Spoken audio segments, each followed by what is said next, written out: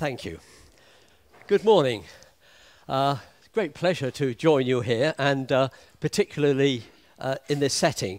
And I guess I should start by saying I was slightly surprised and very pleased to be invited by Emmanuel to give a series of lectures, bearing in mind that my background is very much applied mathematical.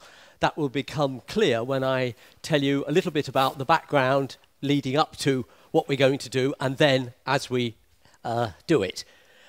I'd also like to thank all the staff, the organisation, and most especially those who work in the kitchen. You're never quite sure what you're going to get when you know that food is being provided on the premises, but the lunches are, yeah, they're good, they're good. Also, I'd like to actually thank all of you for being so supportive of my wife and myself last week as the saga of the lost luggage unfolded. As you can see, clearly something arrived. This is a different shirt that I'm wearing. I don't normally walk around holding notes, but there are so many little things, I call them bookkeeping things, that I need to cover. Probably missing out one or two wouldn't matter too much, but after the event I'm going to be very annoyed with myself that I forgot. So with apologies, I'm going to hang on to my notes for a few minutes. I am going to talk to you as I am now for a few minutes so that you get used to my voice. The most important aspect of that is, if I do happen to say something useful or interesting, you'll get it. Whereas if you haven't locked onto my accent or the way I speak, you might miss it. And that would be a shame. As is evident perhaps already from maybe even that, and from what I've said, I'm going to start something very different. Well, it's very different in one sense, that it's water waves this week. It's very different in another sense. I'm very much a conventional, I might say a little bit more about that in a moment, applied mathematician. And thirdly, you'll see I'm going to use the overhead projector. I guess at this stage, before we get any further, I ought to give you a warning. In my teaching days, I retired a few years ago, sadly, I used to give it as a health warning. Now, one aspect of it won't apply here, the other aspect might. The first aspect was that I might get rather excited, I explained to my students. And if I get very, very excited, maybe you'll get excited as well. And then you'll find you're actually enjoying your mathematics. I'm talking about students, you see, not you. But the spin-off from this is that I tend to speed up. And I can talk very, very quickly. And I have to tell you that not unusually the students would have to stop me and ask me to slow down. The same applies here. Hopefully, putting everything on the important material on the screen, talking to you with a little care, although I'm going to have to keep myself lubricated. Oh yes, I should explain that is a clear fluid. Yes, it could be vodka. It could be gin. It is water.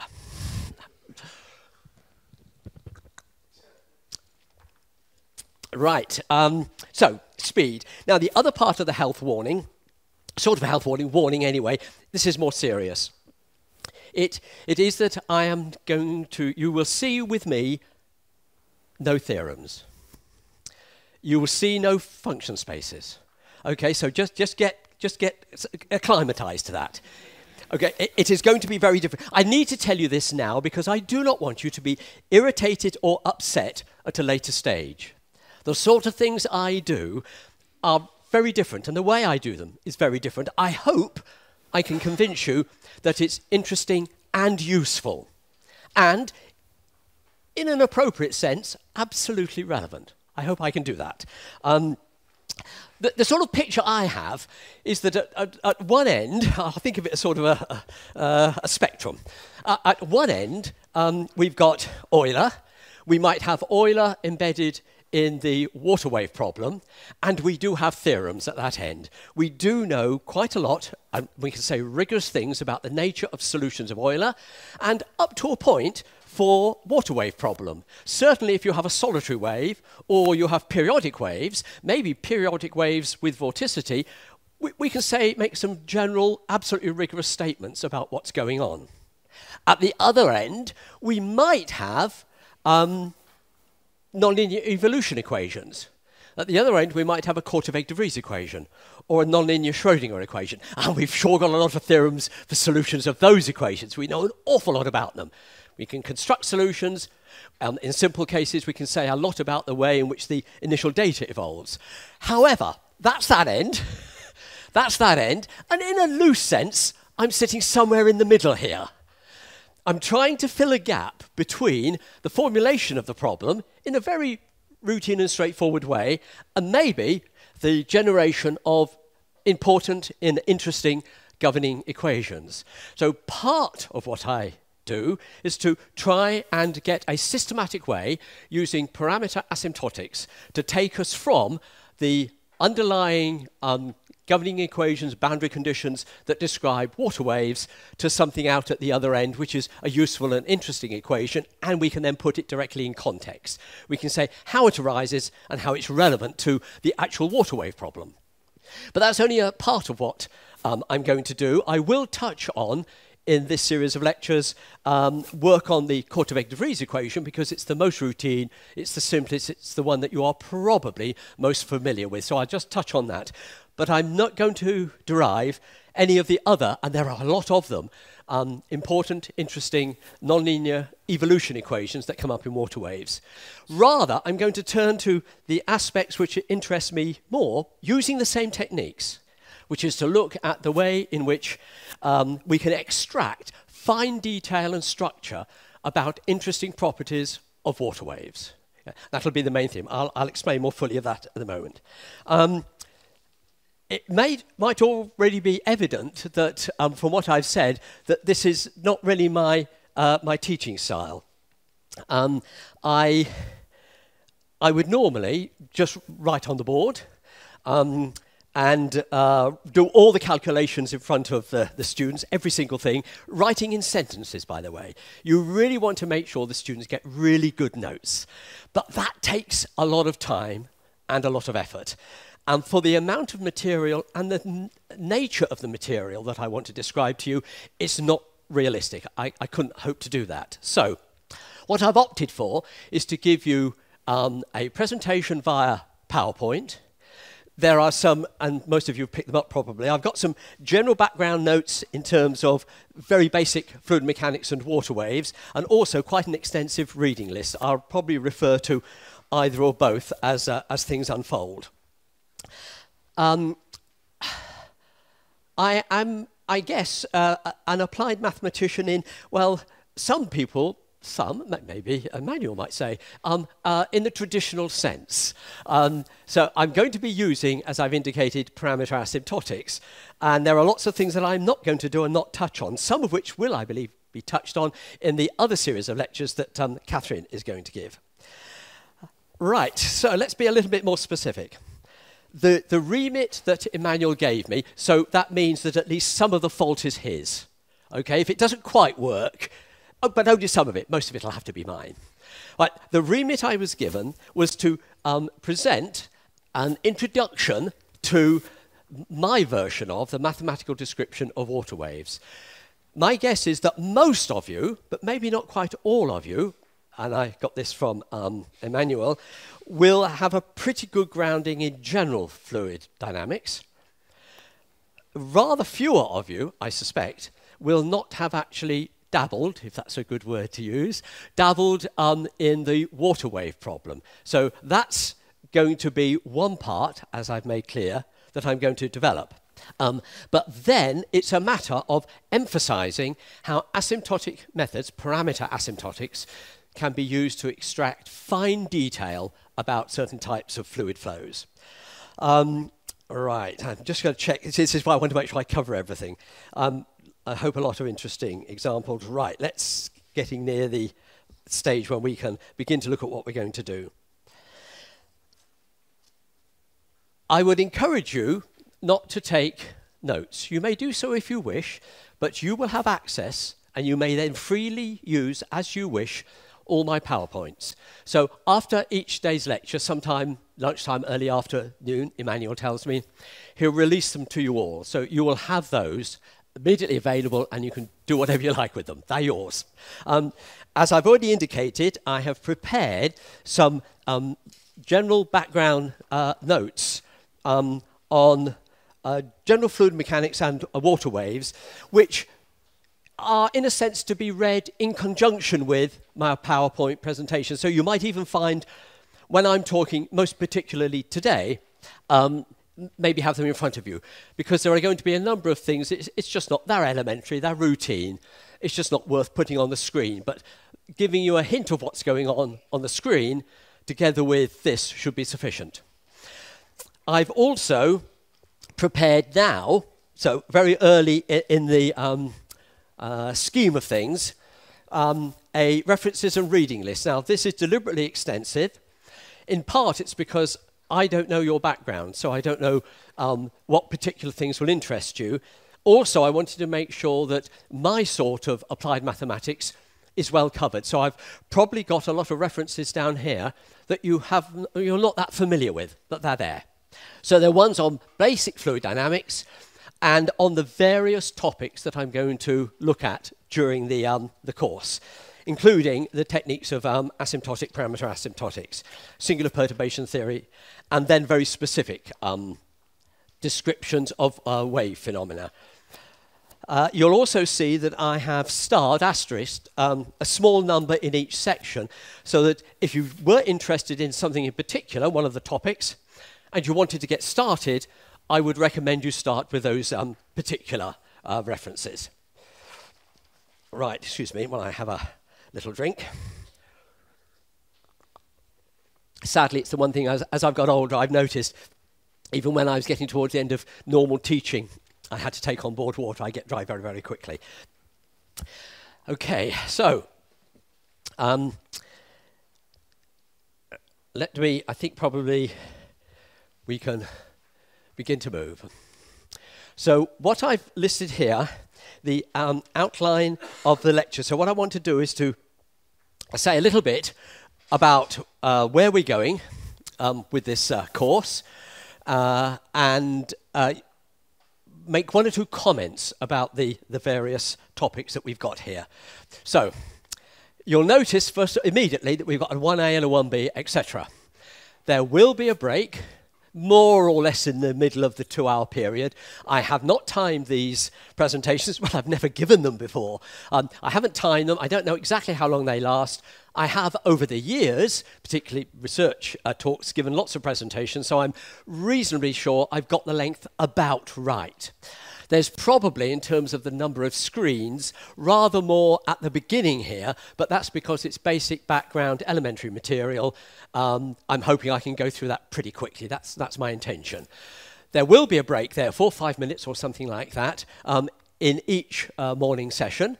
And as you will see, for today, I'm essentially going to cover all the basic background of elementary water wave theory, so that, if you like, we're all talking from the same hymn sheet, as we would say. So we've all got the same starting point, whatever your particular interest and background is. That will include saying a little bit about the very simple wave problems. In fact, I think I put a couple of elementary examples in the notes. I'll refer to those. I guess it'll be under the second half of the session this morning, under 1B. Right, now, as I said, what I'll now do is to have a brief look at what I'm going to try and cover. In terms of I don't want to use the word elementary, sort of standard water wave theory, there are at least two properties, waves, that are of considerable interest. One of which I'm sure you've heard of, the solitary wave. So I'm going to say a little bit about the general solitary wave, and as some of you, maybe many of you know, the small amplitude version of that, the Sheck squared function, is a solution of the Korteweg-de Vries equation, and there's a very interesting bit of history behind that, and I shall touch on that when we get to that stage.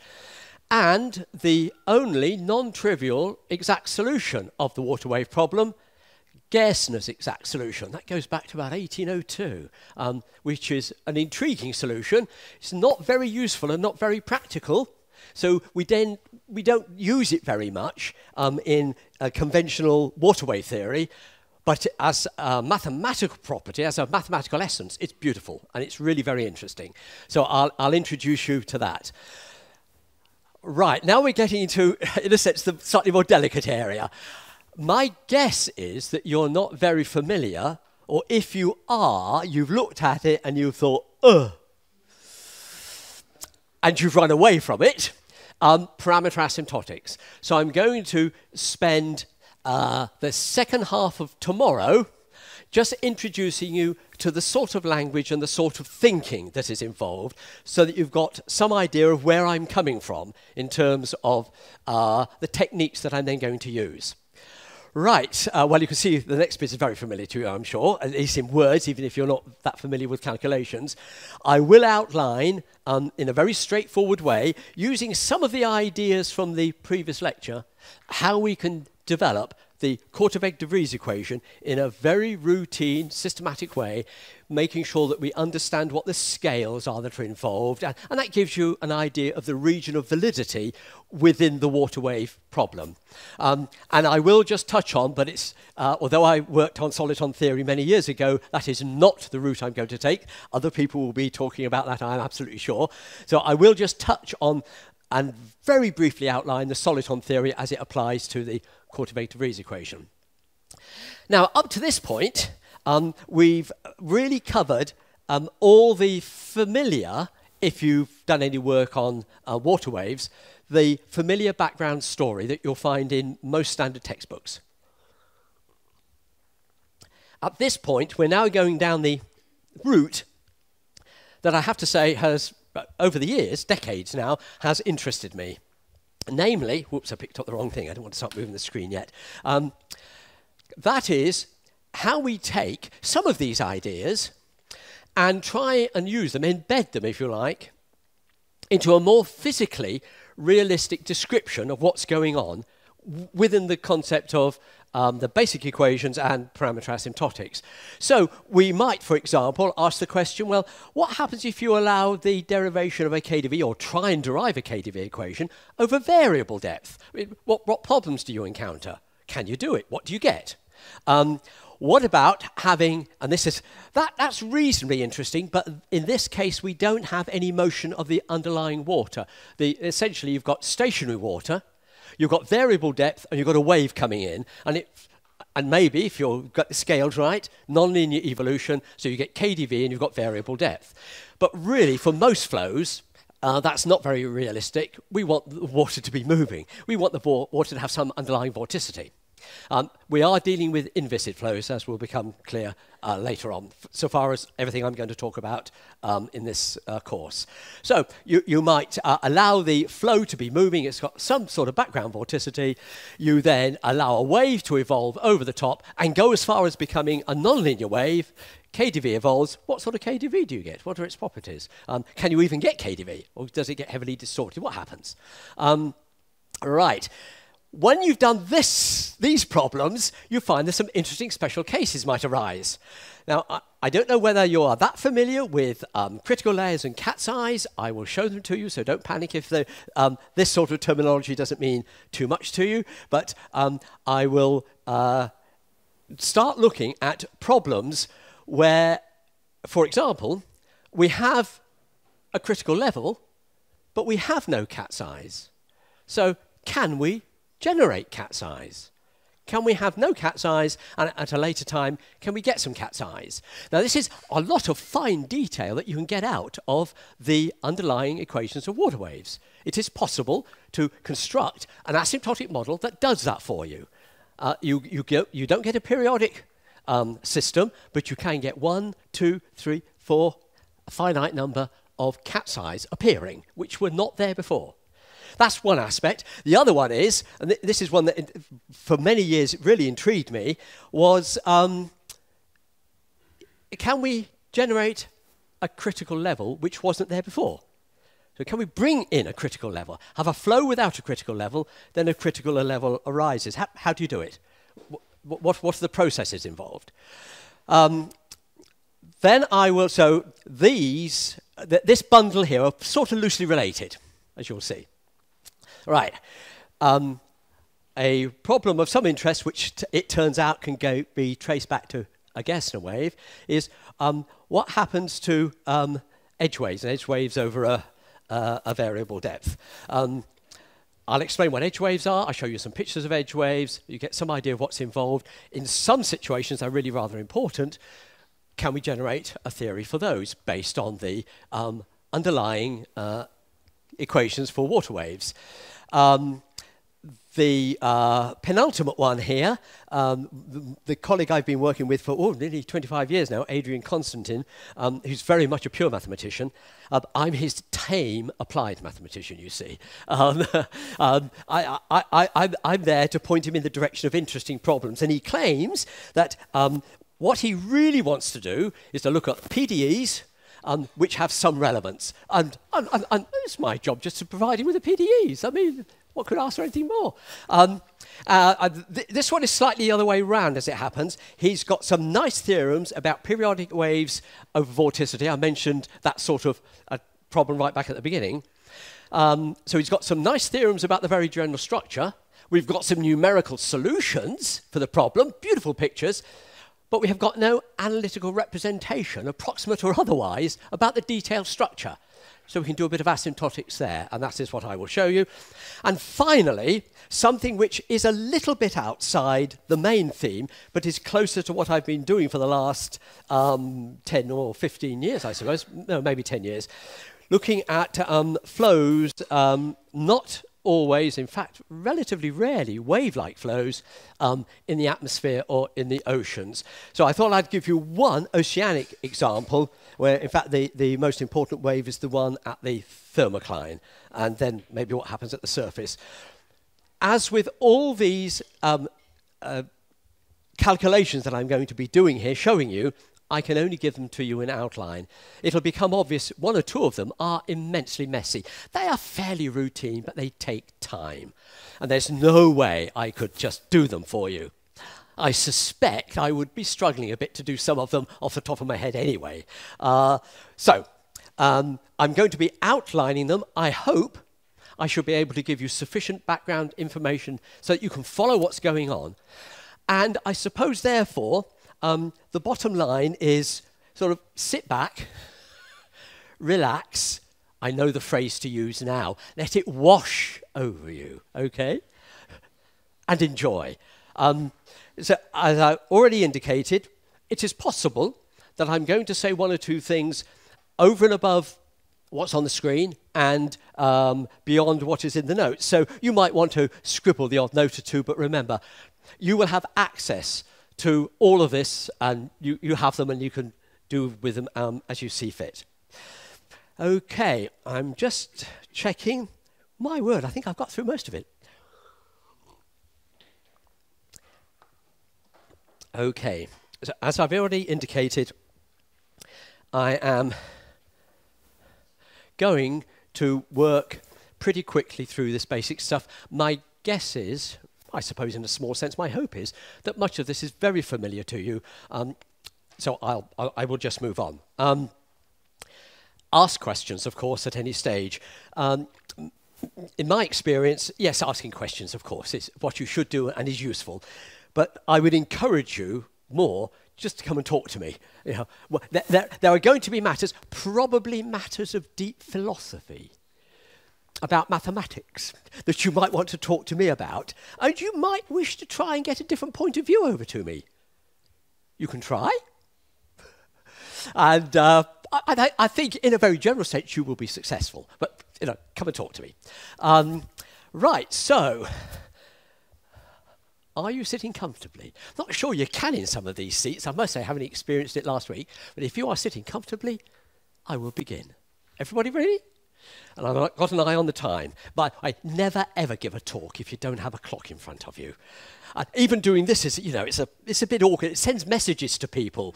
But it's much better so I can just flick my eyes over and I know whether things are going well or not. I never had a problem with the students also knowing the clock, by the way. It is an issue if you've done any teaching. But at Newcastle, we always started lectures at 5 past the hour, and we finished at 5 to the hour. And I'd make sure I was in the room. If there had to be something written up on the board, it was ready. And the students would come in, they'd settle down, and I could see them. Within 2 or 3 lectures, they know my style. They start to look at the clock. And as it comes up to 5 to, they all went quiet. It's wonderful. Of course, they also do expect me to obey the rules. Start on time and stop on time. Fortunately, I don't have those rules here. At least they're a little more relaxed. I guess as long as we can get through to 11 o'clock and we can have some coffee, all will be well. Okay? So, let me start. So I'm going to say a bit, show you a bit, and move pretty rapidly. So, routine stuff, I hope. Okay, modelling the fluid. Well, we're going to treat the water as incompressible. Not sure whether you know any facts and figures here, but the density of water increases by about 0.5% under 100 atmospheres of pressure. It's incompressible. Okay, so it's a pretty good model, but you have to accept that's a model. That's what we're taking. So, I'm not going to allow there to be any surface tension. I will comment on it later on. And we are going to deal throughout this course, as I said at the beginning, with inviscid flow. Now, if you have a water wave, a gravity wave, travelling over long distances without any effects other than viscous action, then such a wave would lose about 10% of its amplitude travelling 1,000 kilometers. Okay, it's very weak. It's very weak in standard water wave propagation. It is the effects of viscosity are altogether unimportant on the distance and time scales where you'll get nonlinear evolution and interaction of waves. And that's what we're interested in.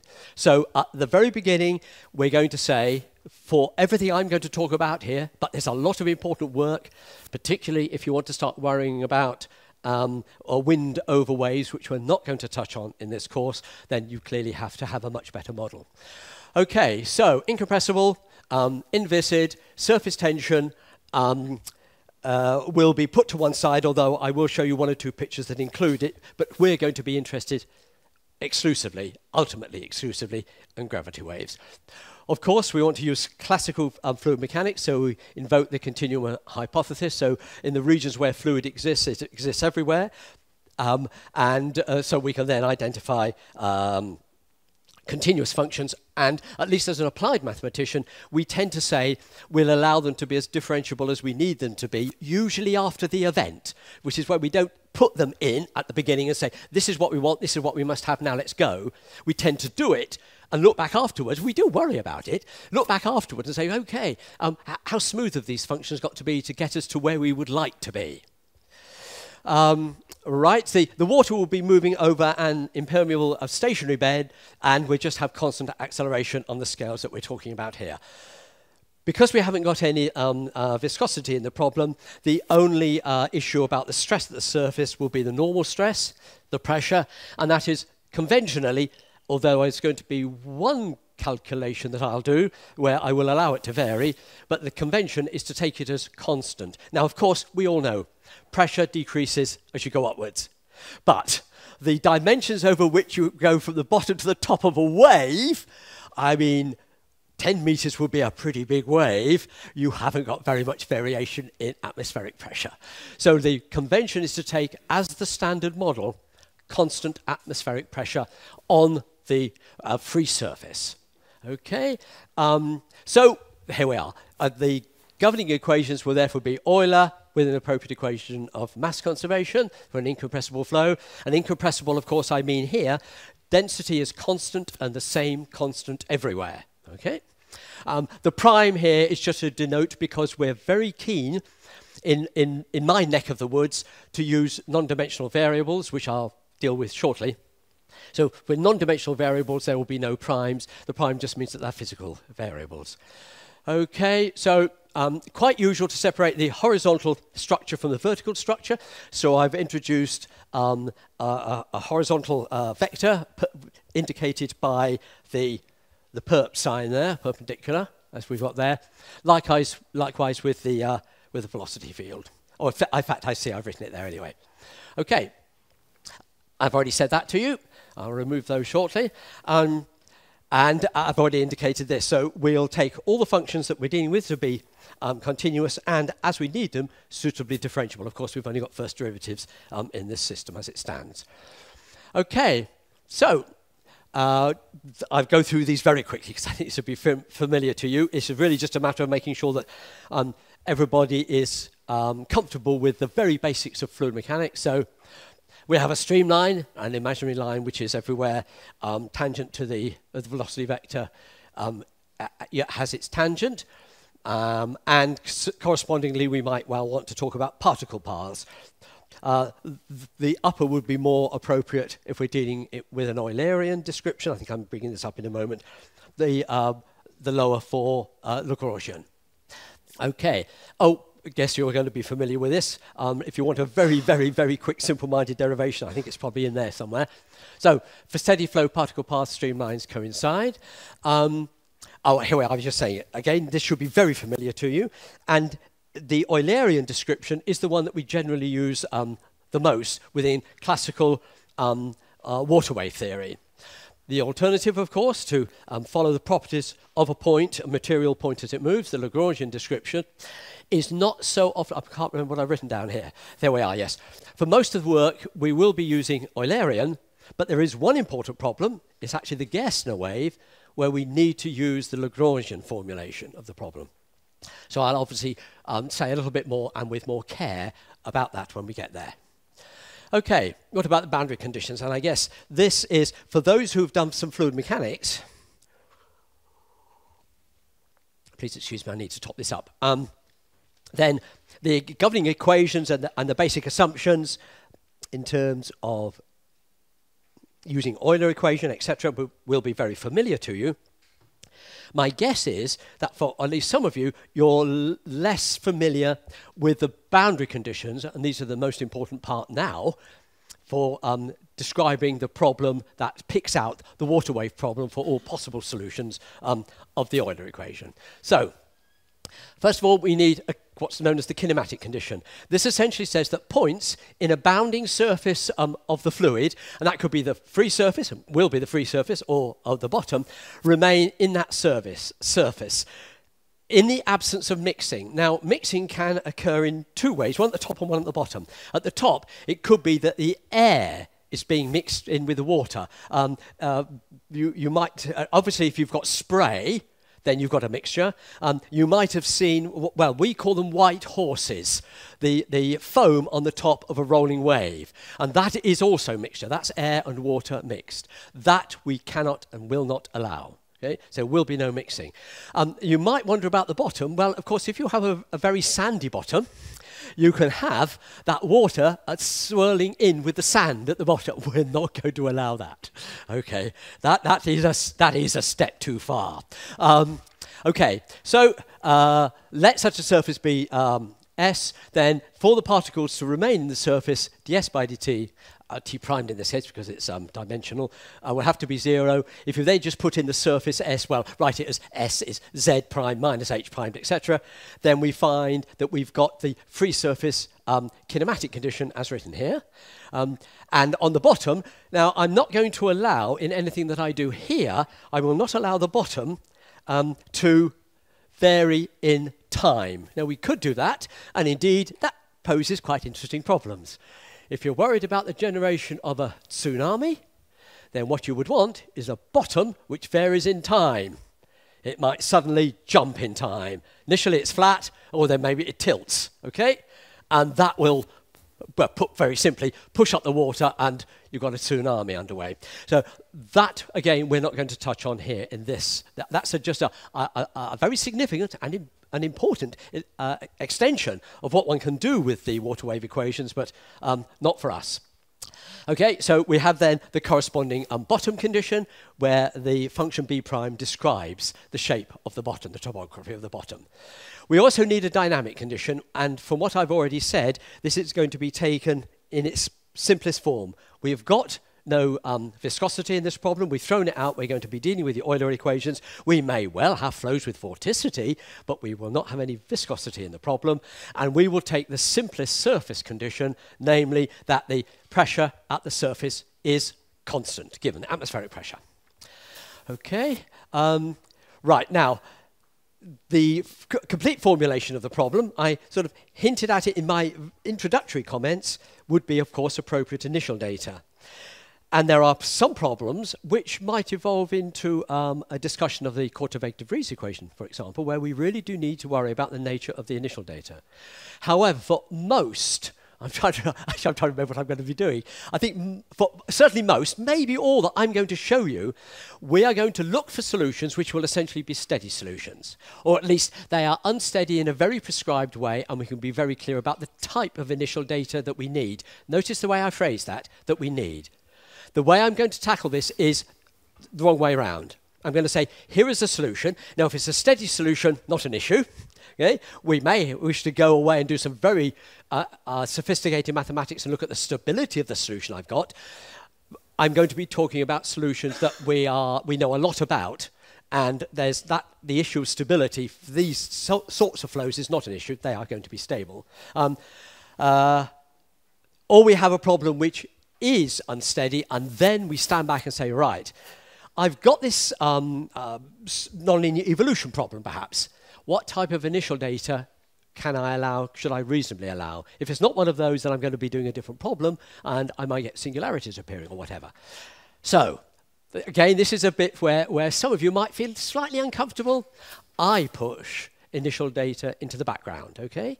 Don't completely forget it, but it's pushed into the background. It doesn't play a dominating role, whereas in many theories of evolution of solutions, unsteady solutions via PDEs, it is the critical issue. Do you then have a well-posed problem? Right. So, I think we've reached the point now. I'm going to pause there just for a second, have a drink, and just see if anything of this very general nature prompts any questions. Everybody okay? Good. I hoped you would be. But you can never be sure. Okay, so the classical waterway problem, with all that I've said, I can now formulate for you. Okay, so we have Euler's equation, we have an equation of mass conservation, where the body force term is just due to gravity. I think I've written that up already, but I may not have actually used the words. Okay, we then have a surface, I think I'm about to get the pointer now. Right, we have a surface kinematic condition, a surface dynamic condition, okay, and a bottom condition, okay, which of course is a kinematic condition. And all I've done is to say, well, if you want to give a generic formulation of the problem, then you would certainly have to include initial data, obviously. Okay, so where do we want a solution? Well, we clearly want a solution that goes from the free surface to the bottom, whatever that is specified. Now, as in terms of what's happening horizontally, that can be very varied. You might be in a limited container. You might be in the ocean, where you might reasonably say, well, I'm interested in wave packets here, and everything else is go off to infinity. You might be looking at waves going down a river, in which case you might have x, let's say, minus infinity, infinity, but y is going to be bounded, okay? So you would choose, clearly it would be specified for the problem you're interested in, exactly what the domain is going to be. Okay, so I've made some comments about well-posedness in the notes. So far as I am concerned, in the sort of work that I do, and almost always, there are some pretty good, very general theorems in the background that tell us that, yes, what we have here is a well-posed problem. The issue I address is, if you accept that, what can we then do? Can we deduce anything? Can we find out anything useful, interesting, from the governing equations using an appropriate approach? Right, the other observation, it's, if you know about these problems, it's, you know it. If you haven't, and you'll begin to see it for the first time, it's pretty obvious, but I've got to say it. Okay? One of the difficulties of this type of problem is that one of the functions you're likely to be pretty interested in is what actually happens to the surface. Sadly, the surface isn't in here. The surface is here and here. Okay? The surface that you're interested in and would like to describe is in a boundary condition. So that immediately makes it technically a more difficult problem, even using rather I think I'm prepared to say simple-minded parameter asymptotics. It's still pretty tough. And that is the real problem. Okay, so, well, after last week, how can I not mention it? Well, I've already mentioned it already. Clearly, we need the vorticity in the flow, and the sort of thing that we're going to be interested in is at one extreme or the other. Now, many waves, water waves, are observed to be propagating in the systems where the vorticity is seen to be, is measured to be, pretty weak. It's there. If you're away from boundaries, then it's reasonable as a starting point to say, let's look at a problem which is irrotational. However, as soon, and this makes it more interesting, if you want to look at a problem where you've actually got a flow, there is a flow, and then we've got a wave there, then you're going to have some sort of vorticity, but in the sense of a vorticity in the background. In a sense, you're going to perturb the state, perturb a background vorticity. Okay, I've actually forgotten what I've written here now. Oh yes, okay, so if it is 0, then we can introduce a velocity potential, and then, as I'm sure you're very familiar with, we can then get it down to Laplace's equation. In two-dimensional flow, we can define very simply a stream function, all of which is very standard routine stuff. Okay, so now I'm going to start the bit that begins to make it look, all of that, you could put fine detail, you can put better descriptors in what I've done before, but now we're beginning to look at it as I would as an applied mathematician. So the first task is to introduce a suitable set of scales. And in this sketch, I've tried to indicate the basic scales that you're likely to need. Some of these might be relaxed. You might have infinite depth, for example. But let me take the simplest, most realistic case. So finite wavelength, finite depth. Right, so we will have, now the way I've deliberately drawn this is to imagine that at least somewhere we can define, even if we are not going to be using it explicitly, somewhere there is a uniform depth and an undisturbed surface, okay, somewhere. And I'm using that as my depth scale. Otherwise it might be an average depth scale, something like that. That's this quantity here.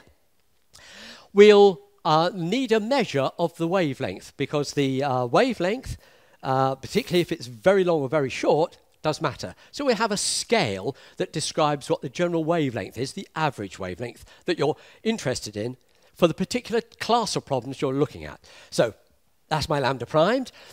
We are going to be looking at waves of some general, average, maybe from the initial data, if you allow me to use that phrase, initial data, A primed. Okay, that's a measure of how big the waves are. And what else? And we're going to have a scale that would describe, if necessary, the deviation away from h naught primed of the depth function. I've just drawn that in Cartesians for convenience.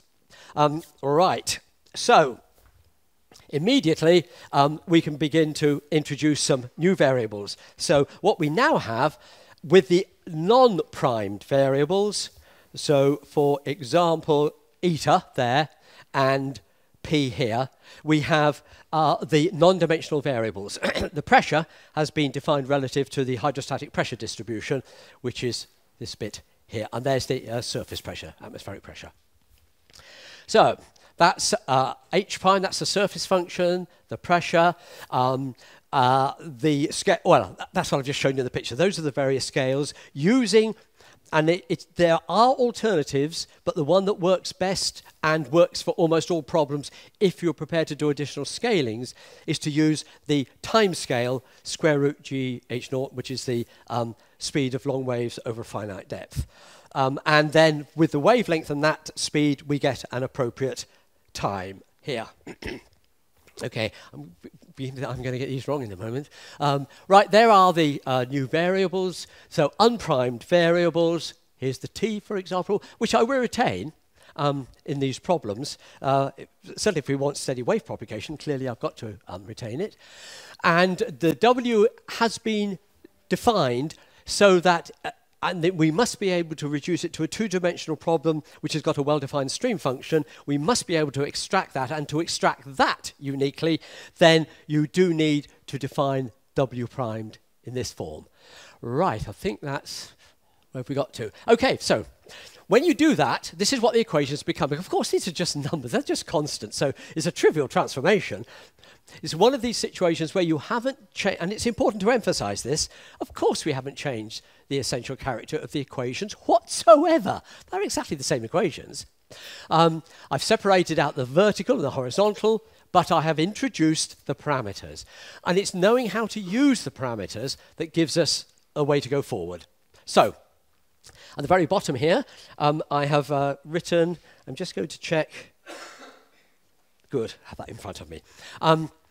The two important parameters that we introduce in water wave theory. So there's A over h naught, so that's the amplitude over the depth. That is the amplitude parameter.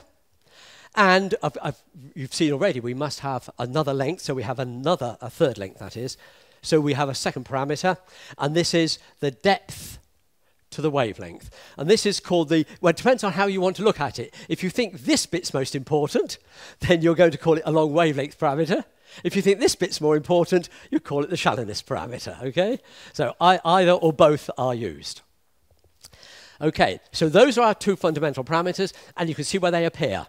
You've got epsilon here and here. That's measuring how big the disturbance is. And as I've formulated this, we haven't got any background flow.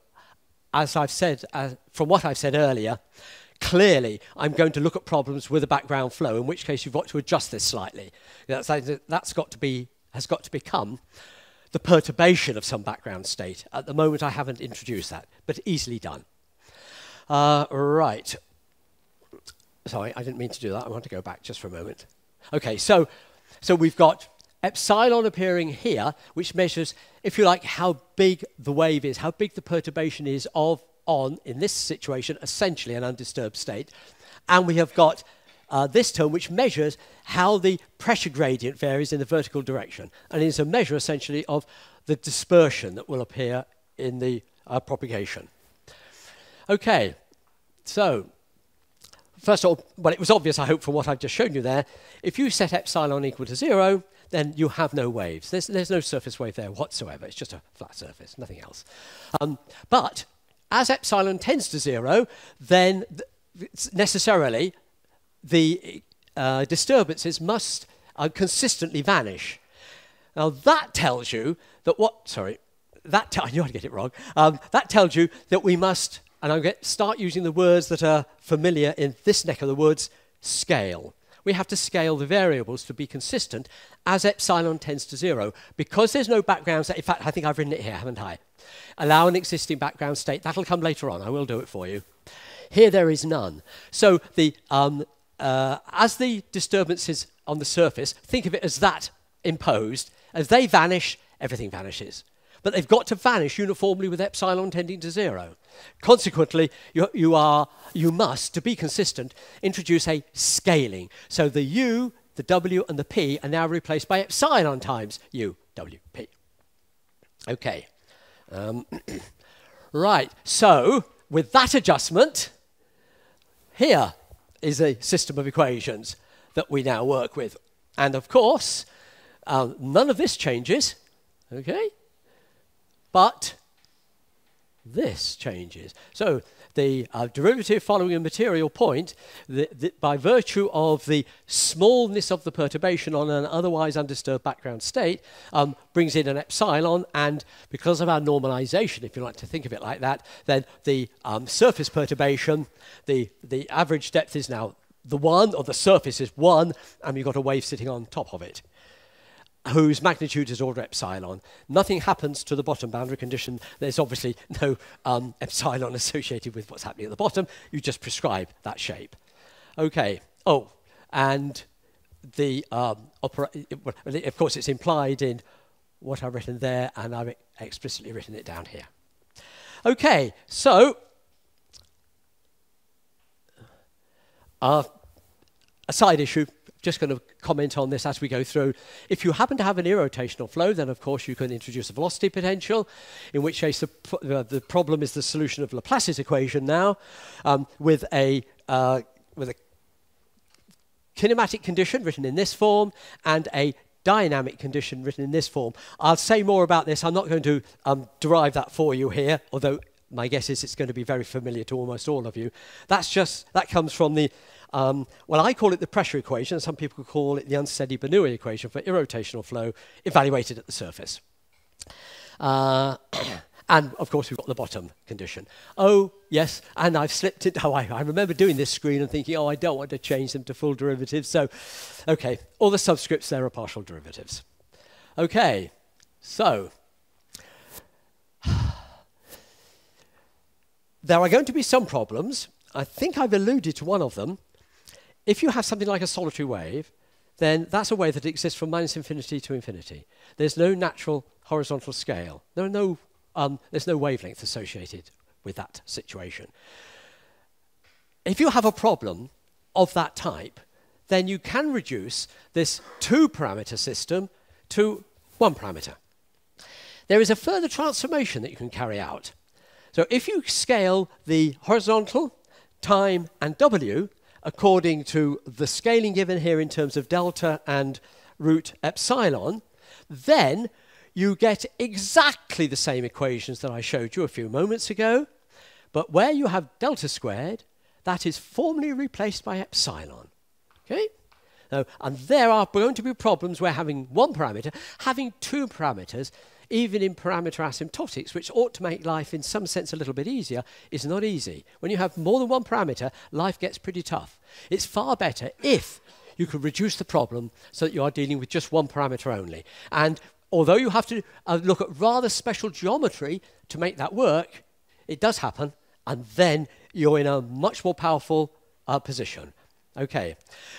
Of course, I'll make the observation, it follows naturally, if we've carried out that transformation, sadly, you're not going to be able to access delta going to 0. So you've already thrown that out. Okay. So there are 2 problems of classical interest based on the equations that I've given you prior to those. Okay, there are 2 fundamental problems of interest in water wave theories. These are the absolute fundamental. If you're ever showing anybody anything in water waves, having gone through all the rigmarole of arguing about the background assumptions about the fluid, etc., and you got down to these 2 parameters, the next thing you would do is this. You would first of all let epsilon tend to 0. And because of the system that we've now got, we are left with a linearized system. We've scaled out the epsilon. So we do have a linearized system that will describe the wave propagation. And it will work for any delta. So we're not being prescriptive about the depth and the wavelength. Okay? So that's one of the classical problems. It's obviously the linearized problem. But there is another one. This is the ultimate long wave or shallow water problem. Some of you may have heard of the shallow water equations. Now, they follow naturally from here, and that's the other limiting process using the 2 parameters. You let delta tend to 0, but you keep epsilon fixed. And, of course, it doesn't really matter what epsilon is. It doesn't have to be small. As I've just indicated, the first is the most general linear problem, and the second is the fully nonlinear, but very simple one, because the pressure correction, that came from the delta term. Remember, dp dz was ordered delta squared. Delta has now gone to 0. So that will be a non-dispersive system. OK? Right. And I'm going to look at those 2 examples in the second half of the next lecture. We have, well, would you believe, it says 5 to 10. There we are. We have a break. OK? Right, so welcome back. Now, I hope that what I said in the first 35, 40 minutes, whatever it was interesting and useful, but it is only laying the foundations. There is a little bit more of that I've got to do now. You'll notice that I've said nothing about energy, and it's not something which we need to explore in the type of problem that eventually I'm going to be looking at. But I will say a little bit about, and again, this will be, for some of you, maybe many of you, pretty routine stuff. So it's the first part of this is a continuation of the lecture 1A. So it's still background general material. What I will then do, as the title indicates, and I highlighted it at the end of the previous session, that I will say a little bit more about those two underlying fundamental classical, albeit elementary, problems in water waves, so that by the end of today I have covered all the basic fundamental background material, and we can begin to look at more detailed and, I think, quite frankly, more interesting aspects of waterway theory. Okay, so let me say a little bit about energy equations. Some of the manipulation here, it's routine and it is on the handout sheet. So I'm going to miss out some bits here, more or less go to the sort of results that you're familiar with, but the detailed manipulation is on the notes handout that I gave you. So we're starting with our standard equations. Rho primed is a constant, and of course we have, because we're dealing here with gravity, a conservative body force, and indeed, as I've indicated, we know what capital omega primed is in this situation. We just take it to be G primed, Z primed. The standard vector identity, it's on the handout sheet, leads us to the familiar rewriting of Euler's equation in the presence of the vorticity omega. And there are two very standard and very familiar cases that are, this is general flow, by the way, there's nothing specific to water waves here, just general properties of fluid flow. So, case one, very familiar one indeed, it's mentioned I think 2 or 3 times last week, of course, is for steady but rotational flow, in which case we get that constant, which of course is Bernoulli's equation. Sometimes, oh dear, I used the word theorem. Dear, oh dear, oh dear. Oh, I just slipped out. Bernoulli's equation, and this, of course, this constancy here, essentially conservation of energy, is constancy on streamlines, that is lines parallel to U primed, and I've got the prime here still because it's in dimensional variables, and vortex lines, omega primed. That's the very familiar result first found by Bernoulli in about 1830s, no, earlier than that. Irrotational flow. Now let's have a look at irrotational flow, but this time unsteady. So we have a velocity potential, in which case the preceding equation on the preceding screen then gives us this quantity, and this enables us to apply the pressure boundary condition at the surface, the one that I showed you a few screens ago. This f of t, this is a description everywhere as opposed to along lines. I found a lot of variation here. When I first met this, I was taught to call it the pressure equation. I don't know what you call it. Some people just call it naturally the unsteady Bernoulli equation. The danger of calling it the unsteady Bernoulli equation is that you feel that there is a direct connection in a very simplistic way with that one. And of course, you, as I guess many of you will know, you'll have to be careful. If you take this unsteady problem for irrotational flow and then make it steady, so that term goes, this becomes a constant. This is a constant everywhere. This is a constant on streamlines, and of course that is the fundamental difference between a rotational and an irrotational flow. For a rotational flow you have different constants on different streamlines. For an irrotational flow it's the same constant everywhere. That is generic. It's nothing to do with water waves. Okay, what about water waves themselves? Well, we have the natural way to proceed here is to construct an integrated mass conservation equation. This is specifically for water waves, so I'm integrating from the bottom to the top.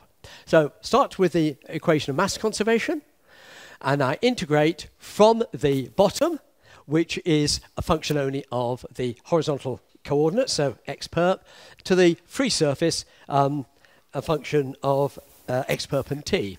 And we've got the kinematic boundary condition to use. Manipulating that, very straightforward, details on the sheet, we produce this as the version of that equation having carried out the integration, this being an integral over the depth, right from the bottom to the top, which is quite arbitrary in this case.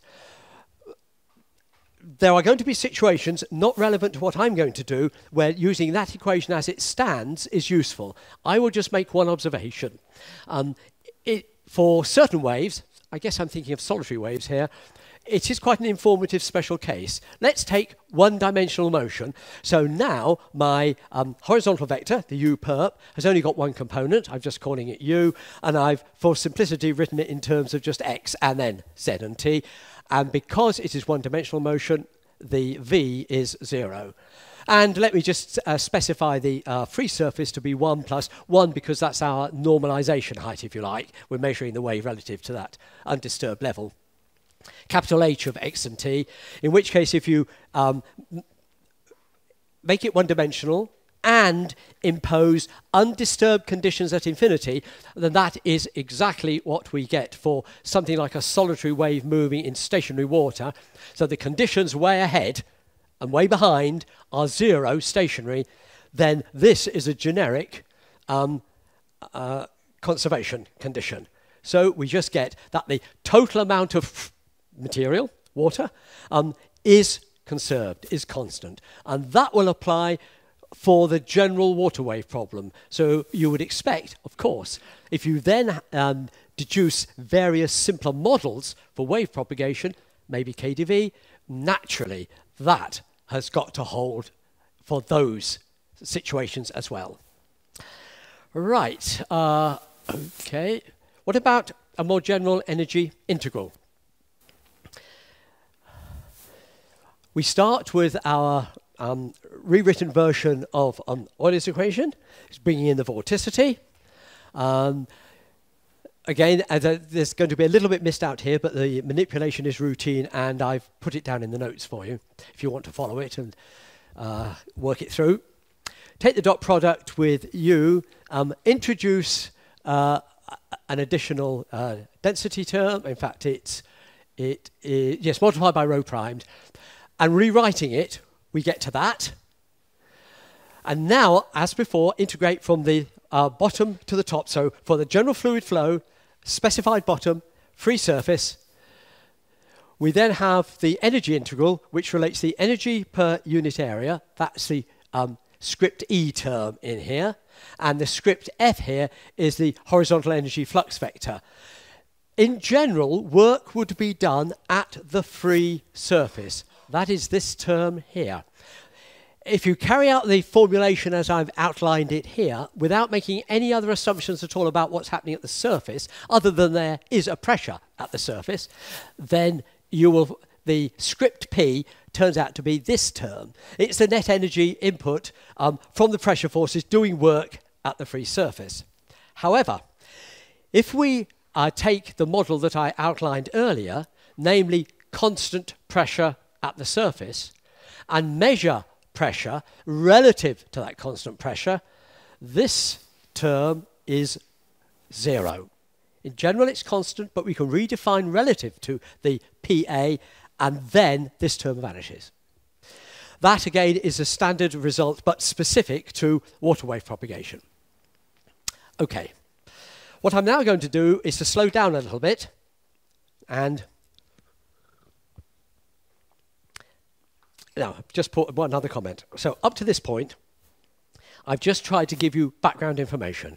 Some applicable to general fluids, some a little bit more specific to water waves.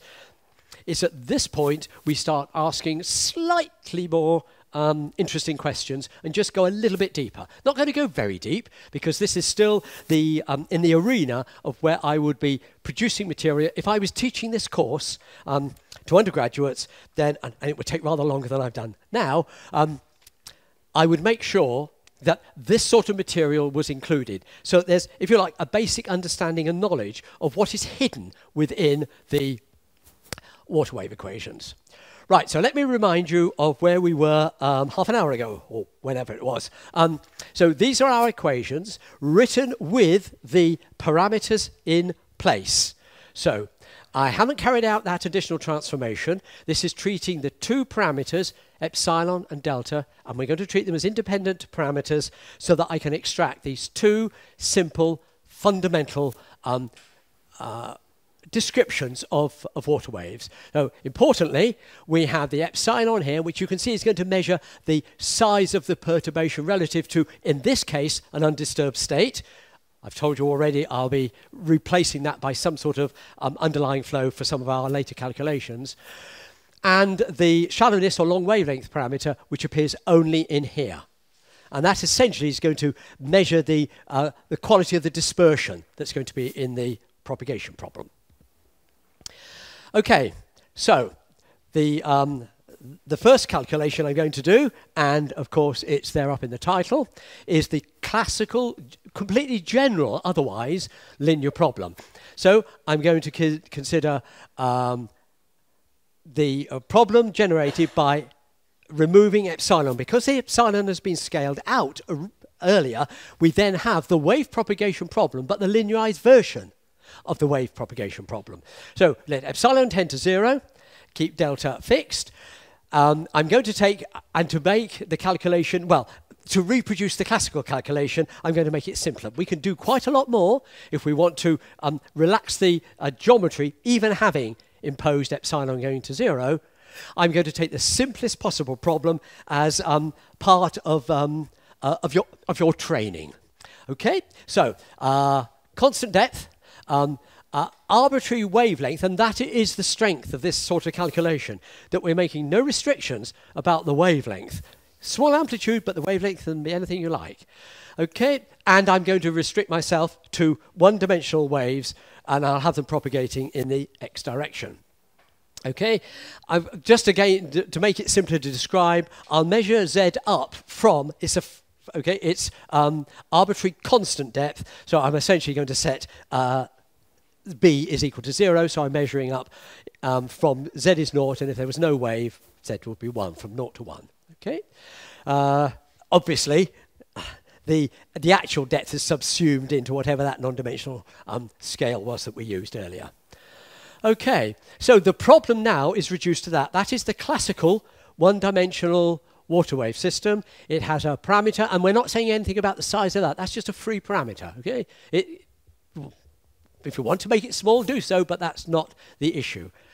Because of the classical results that are normally encountered and reproduced, I have made one adjustment here. You'll notice that I've included this term in the pressure boundary condition, in the dynamic condition.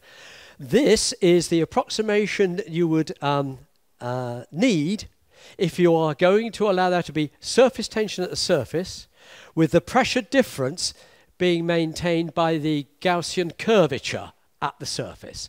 The details, or some of the details, are in the notes.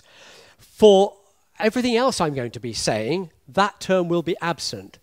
But because I would like to show you what is going on in the classical problem, I've retained it. The WE there is a Weber number, and it measures the strength of the surface tension at the surface of the water. All right, so I think that's it. Yep. So this is the linearized problem. So we've got a very simple condition at the surface, and likewise the bottom conditions become very simple because we've got this very flat bottom. Okay. What's the simplest way of analysing this? Absolutely routine. Let's look for a harmonic wave solution with wave number k and frequency omega. I don't know whether if I was teaching this, I probably wouldn't bother to put that in. I'd just say to the students, well, of course, this is a linear system. It's got real coefficients, so let's just look for e to the I, etc.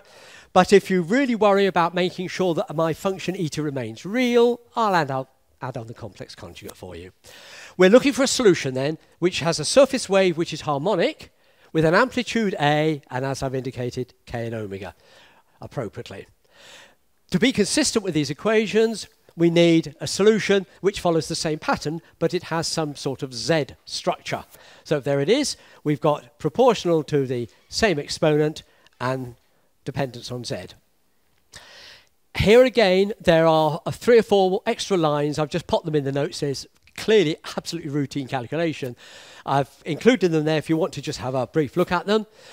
If you look for a solution of this type, you find that you can extract very easily the equation for W. Notice that's where the delta, so the delta K, as you might have expected, measuring something to do with the wavelength, the scale wavelength, and the wave number, normalized with respect to the depth, because that's where that delta came in, is what you'd expect to see, and of course that is precisely what we get here.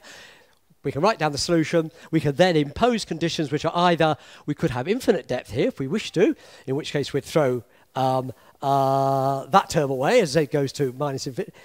But that is not what we've imposed here. So this could be extended to handle the problem of infinite depth if you wish to. I'm going to stick to finite depth. When you impose the kinematic boundary condition, we can find the expression for W, and finally the dispersion. This is what we're aiming for. We're looking for the dispersion relation. Here it is at the bottom here. Clearly we can, as you'd expect, have waves propagating to the left or to the right. There's no difference between the left or the right. There is no underlying flow here. And because of the additional ingredient up here, I have got a contribution from the surface tension term. Okay, so what does the dispersion relation look like? Some of you may be very familiar with this figure. There's the dispersion relation with the surface tension included. So what you'll observe is that there is a minimum of this curve, and in fact I've normalized this relative to the minimum. Below that there are no waves whatsoever. Above it there is both a ripple, as we call them, a surface tension wave. These are very short waves indeed. They're very short, maybe 1 or 2 centimeters. By the way, there is something I should have said much earlier, but it comes naturally here. We've thrown away viscosity. Now, viscosity, and I was careful to explain the thinking, the reason for throwing it away with gravity waves. That's perfectly good. If, however, you're dealing with surface tension waves, ripples, then you really must, yes, you really must include the viscosity. Ripples decay very quickly indeed. Ripples would decay over a few tens of centimeters and over a few seconds. They really decay very quickly indeed. So there is no way that anything I am actually saying today, and indeed for the rest of the week, will have any connection with anything over here, okay? So it is there solely to introduce you to the very basic general results that are available. We're going to be interested in this branch over here. This is the gravity wave branch.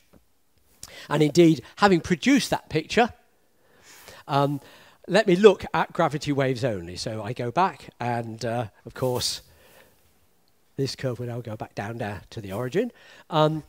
If we remove the surface tension, then we get the simple and, again, maybe for some of you familiar, dispersion relation for pure gravity waves. Here it is. Importantly, we can, and perhaps interestingly, we can look at both short waves and long waves here. So for short waves, that corresponds to delta k going to infinity.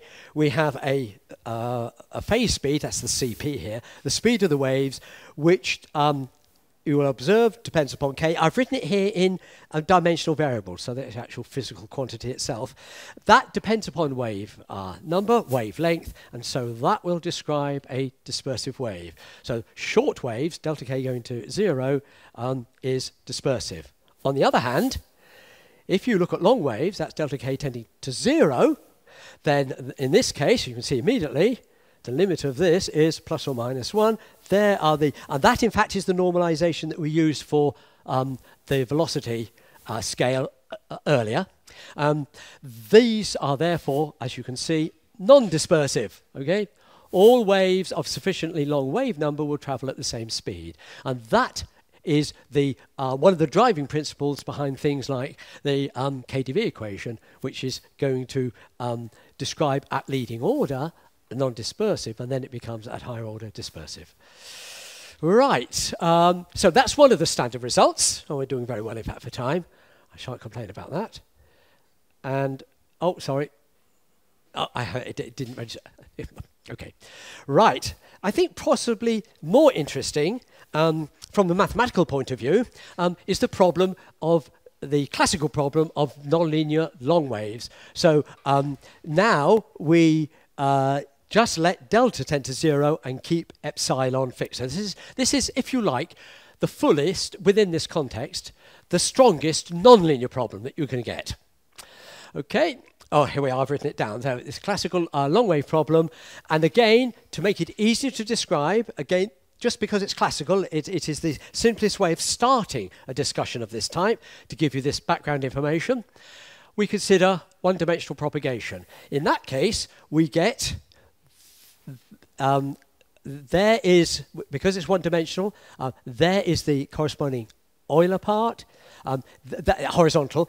The vertical, remember where that delta squared came, so we've got no variation in the pressure perturbation. Remember that's measured relative to the hydrostatic pressure distribution, so there's no variation in the pressure perturbation.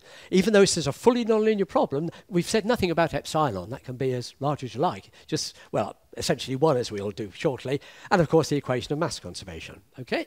Together with the appropriate boundary conditions. Now, I know the epsilon is there, so please don't get fixated on small epsilon. It's just a fixed number. Think of it as being 1. It'll disappear in a moment anyway. So that is the description of the most general, one-dimensional, long-wave problem from the governing equations, classical governing equations for water waves.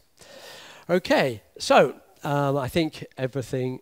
Oh yes, well obviously that's the one-dimensionality which I've already mentioned. Oh, and I've taken the same bottom as I did before. Again, there is more sophistication is available. In fact, there's an exact solution of this system if you have a bottom which varies linearly down to infinity. I'll just stick with a horizontal bottom here. Okay, so immediately, because I've got dp by dz is equal to 0, then p is immediately evaluated by the surface boundary condition. So we now know what that is. It has to be eta.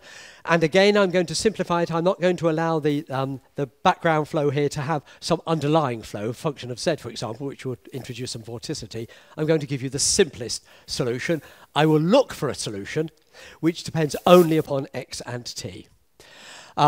The equation of mass conservation is then integrated very easily indeed. As you see, it merely becomes this. It's merely linear in z, but it's got this very complicated, non-linear, both eta and u appearing in there, coefficient. At this point, I'll get rid of essentially the 1 plus epsilon eta. Let's just call that h, in which case we get a pair of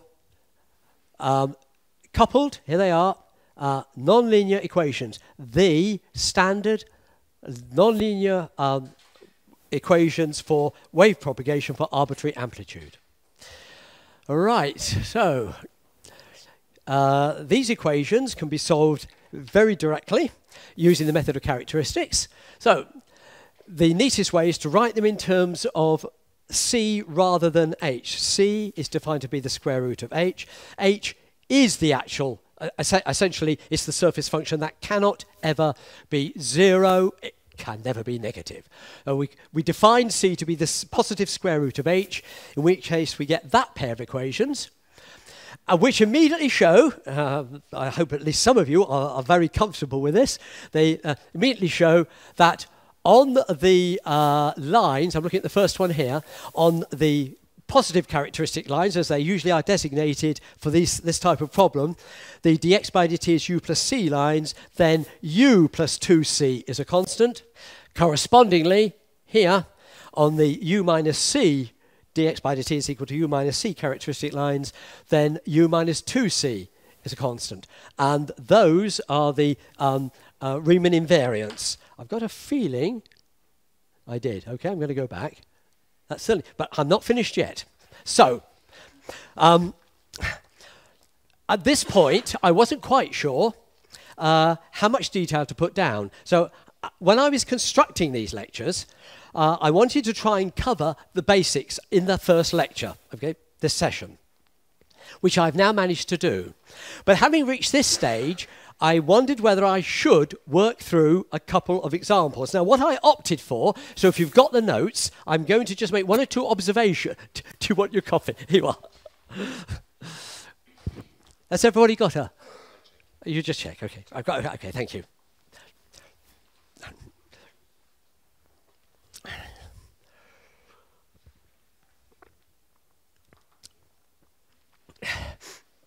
if I'd got an accurate timing, I would certainly have made sure that I did at least part of one, or if not one of these. So, turn to page 8. Okay, and you'll see the earlier. Oh yes, actually there is a comment I can make. If I'd remembered this. So, okay, bottom of page 7, earlier part. Page 8, I indicated when in the lectures a few moments ago that I gave you a little bit more information about the manipulation. The manipulation is very routine, very straightforward. I filled in a little bit more on the earlier part of page 8. I've also given you the group speeds there, which I didn't include them on the screen. But we can work out the group speed, showing that for gravity waves, then the ratio of group speed to phase speed, it lies between 1/2 and 1. So it's always less than, the group speed is always less than the phase speed for gravity waves. The real reason that I now remember that I should have mentioned earlier for going to this page is that once you've got this simple underlying structure for the linear wave, water wave problem, there are many things that you can explore. The one that I've added here is that you can produce the first approximation. Let me emphasize that it is only that. The first approximation to the particle paths below the surface, which are closed curves. Okay? And they distort as you get deeper. If you go to the next approximation by making use of the amplitude parameter there, you'll find that they move. So you get this sort of pattern occurring. They move very slowly forwards or backwards. But the underlying structure is as I've outlined it there. This gives you the leading order behavior of particle paths below the surface of the periodic gravity wave. Right, so that's one thing I wanted to mention. Now, let's go to the more important, this piece of material here. I've reproduced, and I hope with sufficient detail so that you can go away and work through it if you're interested, 2 classical problems. The first one is usually referred to as the simple wave problem. So we're looking at waves propagating into water of constant depth. You can do the detailed calculation, and it's at the top of page 9, giving you essentially, dependent upon the initial profile of the wave, that's the capital H function, the evolution of the surface wave, that's the lowercase h function. And that can be explicitly described.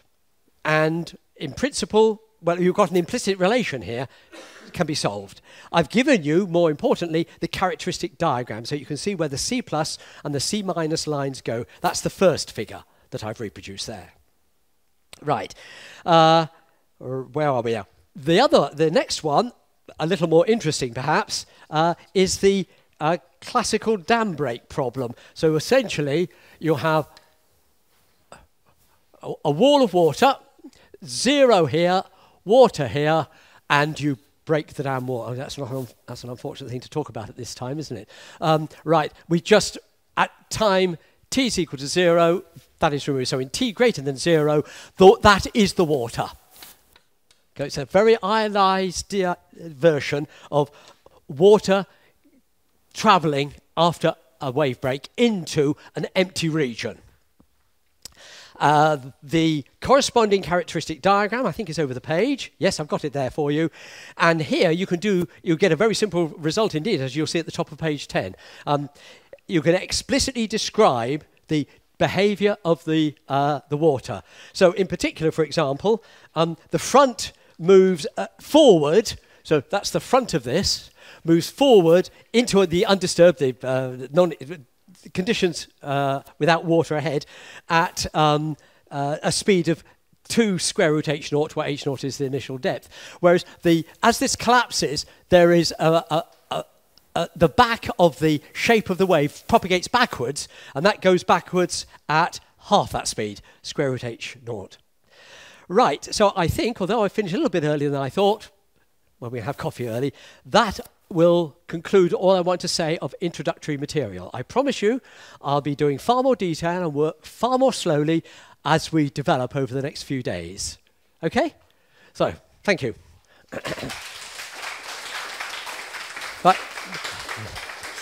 Right.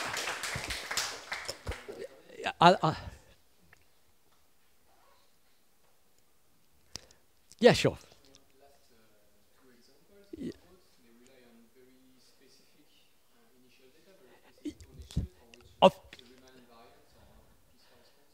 Absolutely, they do. They do.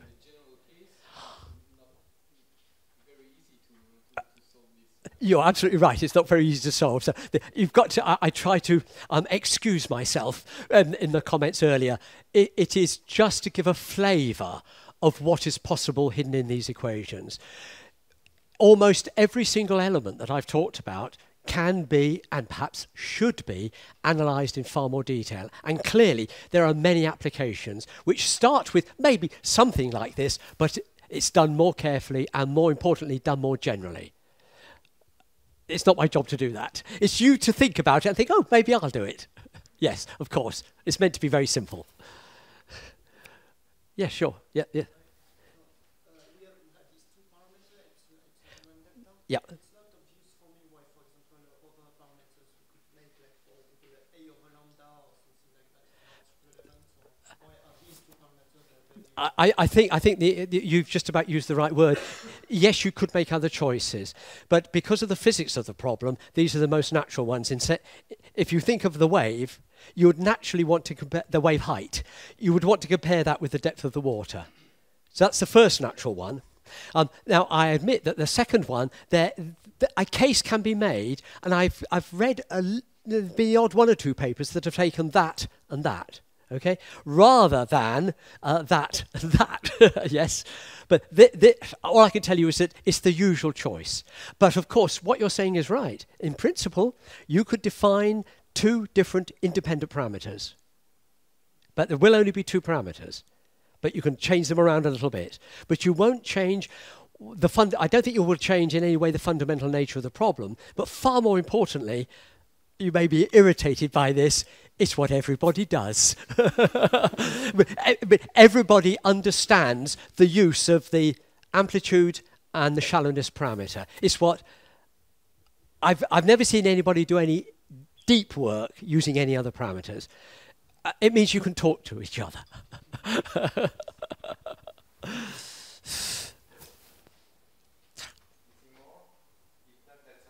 Okay, right, okay, thank you.